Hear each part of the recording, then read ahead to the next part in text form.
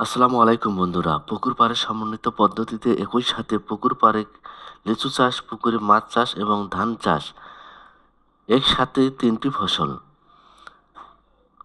আপনাদের যাদের পুকুর আছে তা এমনভাবে পুকুর পাড় ফেলে না রেখে পুকুর পাড়ে ফলের চাষ বা অন্যান্য সবজি চাষ করতে পারেন।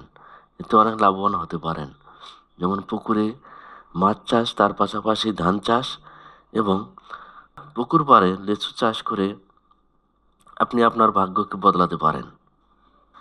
পুকুর পাড়ে এরকম সমন্বিত চাষের মাধ্যমে আপনারা বাড়তি টাকা ইনকাম করতে পারবেন।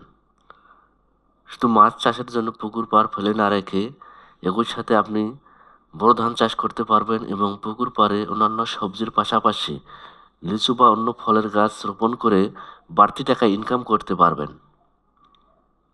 তাই বলা যায় পুকুর পাড়ে সমন্বিত পদ্ধতিতে চাষাবাদ করলে আপনি পুকুর থেকে যেমন মাছ সংগ্রহ করে লাভবান হতে পারবেন, তেমনি পুকুর পাড় থেকে কাজে লাগিয়ে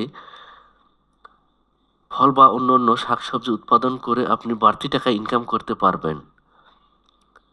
এতে একই জমিতে ৩ থেকে ৪টি ফসল উৎপাদন করা সম্ভব।